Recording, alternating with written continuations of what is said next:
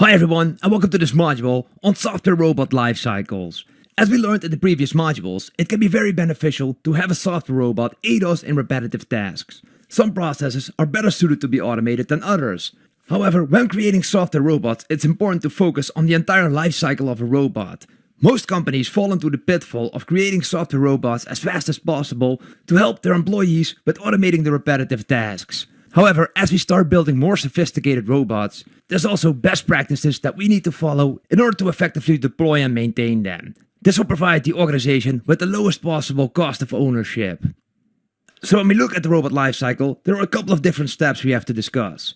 First of all, there's the discover phase, in which we look for the processes that are best suited for automation. Then we have the design phase of the robot, where we actually take the different steps from the process and look at which ones we should automate. Then we actually develop the robot, we test the robot, we deploy it into our infrastructure, and finally we maintain the robot. Now during this entire life cycle, it's also important that we keep measuring the performance of our robots to see if it actually provides benefit to the organization. So we will go to each of these steps in this module, looking at the best practices and tooling with regards to this part of the robot life cycle. Alright then, so let's go ahead and get started.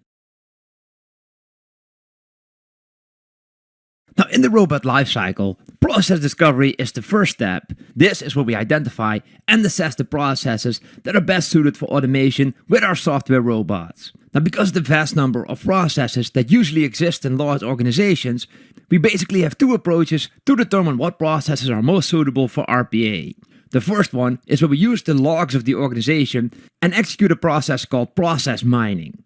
And the other one is where we do process modeling, and where we basically model the processes that exist within the organization. Now in process mining, we take a look at all the different logs of all the applications that are used in the organization, and we make the connections between them. This is a very sophisticated way of looking at processes, and it will give you a very rich insight on the processes that exist within an organization. Process modeling, on the other end, is where we use workshops and interviews to determine what the processes in the organizations look like from the eyes of the business users. Now process mining requires a very specific skill set, so usually this is executed by the Robotic Process Automation Center of Excellence that exists within the organization. The process modeling does require some know-how with regards to modeling techniques, but it is feasible to be executed by the different business users in the organization. So when we compare the two techniques, both of them will give you an insight of the processes that exist within the organization. The upside of process mining, however, is that it will give you a lot of extra information with regards to usage and the different roles and responsibilities within processes that usually take a longer time to figure out when you apply the process modeling techniques. So one of the upside of process mining is that it will give you the different actors in the organization, whether or not that is a human worker or an application that does the work. It will give you specific metrics about the process, so how many times it's executed, how long it usually takes, what the waiting times for each individual step are. All of these things can be extracted from the different logs in our organization. The downside, however, is that it does require tech knowledge, so that's why it's usually executed within the Center of Excellence in an organization. And it does require specific tooling, because you'll need some sort of software tool to go to the different logs in the organization to discover the best processes to be automated.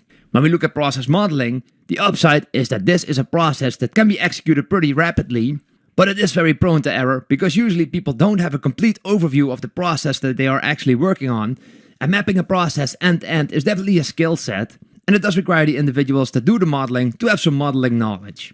Now depending on the software and modeling techniques that you use, the output of both methods are usually something like business process management notation diagrams, UML diagrams, or flowcharts that actually capture the processes within the organization.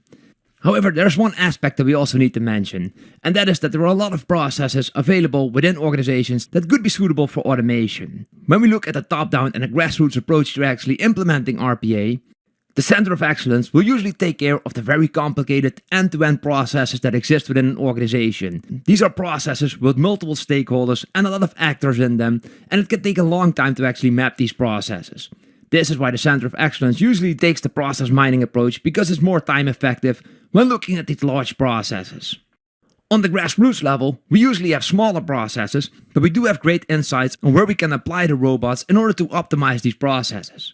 The trick here is to focus on process sourcing. So what that means is that within the organization, we actually allow the business users to make contact with the Center of Excellence and provide them with insights on the processes that they are working on.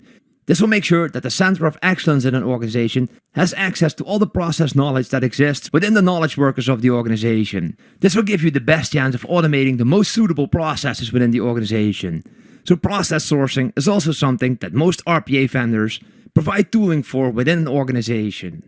Now, one of the aspects of this process discovery is also assessing the process.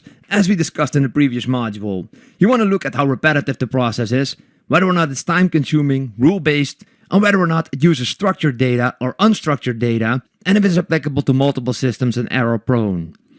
If you apply the process mining technique together with modeling techniques, and you source the way in which processes are discovered within the organization, you will have an effective process of identifying and assessing the best processes to be automated by RPA. But after we have identified the processes, it's time to design the robots that will actually take care of the more repetitive tasks. So let's take a look at that next.